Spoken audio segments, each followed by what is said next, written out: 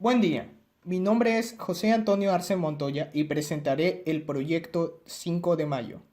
El videojuego 5 de Mayo es un plataformero de dos dimensiones que retrata parte de la historia de la intervención francesa en México durante 1865, donde por cada nivel se entrará en un área nueva, comenzando desde el desembarco en Veracruz, el ataque a Puebla y finalmente la invasión en Tabasco.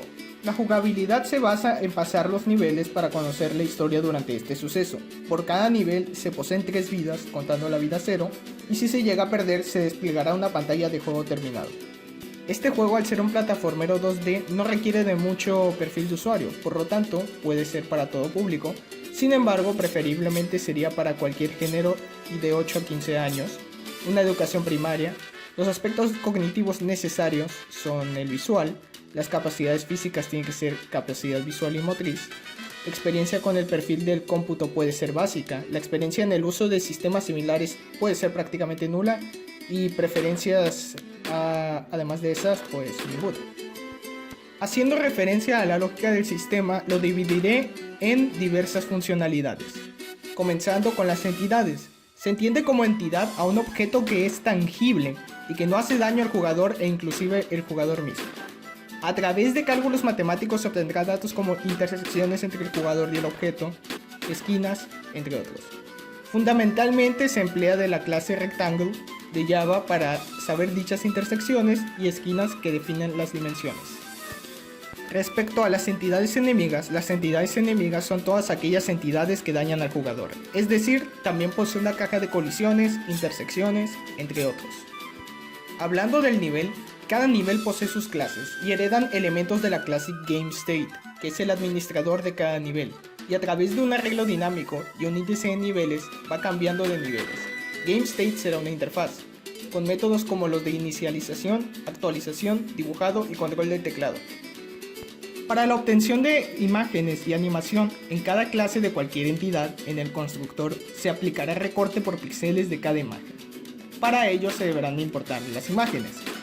La animación será por sustitución de la imagen a través de un cronómetro y de la comparación de tiempo de recarga. Asimismo, poseerá un booleano que asigne si la animación ya se realizó. Respecto a la música y a los efectos de sonido, se usarán de 3 clases, una que almacene las direcciones de los archivos de sonido, otra que los cargue y otra que los reproduzca. Para ello se utilizará la clase Clip principalmente. Para el mapeado y el diseño de niveles se aplicará algo similar que las entidades. Cada bloque de píxeles será dividido en el constructor. La imagen con los bloques tendrá un índice que determine si ese bloque se puede tocar o no. Esa clase se llamará Tile. La clase TileMap obtendrá el tipo de bloque, lo asignará y a través de un ciclo dibujará el mapeado. Respecto a los diagramas UML, al ser la mayoría parecidos porque en su mayoría son herencias, pues simplemente colocaré los más importantes o fundamentales, que en este caso sería el diagrama UML del paquete Entry, las entidades, y el diagrama UML del paquete GameState, que contiene todos los estados de juego. Hablando de la arquitectura de objetos, se estará viendo en pantalla la cantidad de objetos empleados por clase, dividido por los paquetes. Dando un resumen acerca de los objetos utilizados, en la mayoría de las clases se emplea de objetos que dibujan un gráfico en pantalla. Al ser interactivo es fundamental para las animaciones, que son almacenadas en arreglos.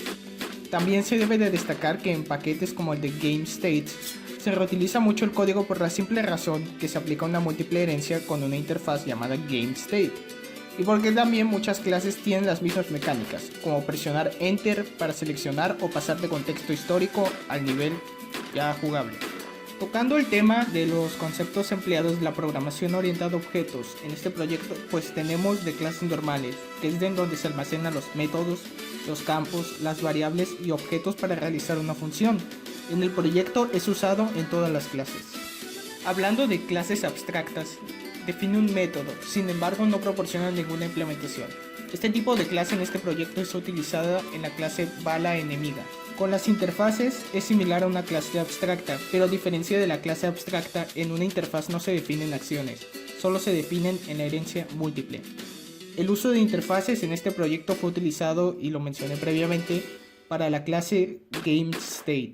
También se utilizó de jerarquía o herencia simple. Definimos jerarquía o herencia simple como una clase padre que puede transferir métodos a la clase hija. Una herencia se puede realizar cuando la clase hija comparte ciertas características con la clase padre. Esta herencia es empleada en el proyecto en la clase MapObject, siendo la clase padre, y Player, siendo la clase hija. La herencia múltiple, como su nombre lo menciona, es la herencia a más de una clase y se requiere del uso de interfaces. Los métodos que son heredados por la clase padre pueden ser usados por la clase hija, pero al ser abstracto todos los métodos deben de ser sobrescritos. En este proyecto se emplea en la interfaz GameState. La composición o agregación de clases son el conjunto de clases unidas por una sola clase. Posteriormente se crea un objeto y se puede acceder a las demás clases haciendo una composición.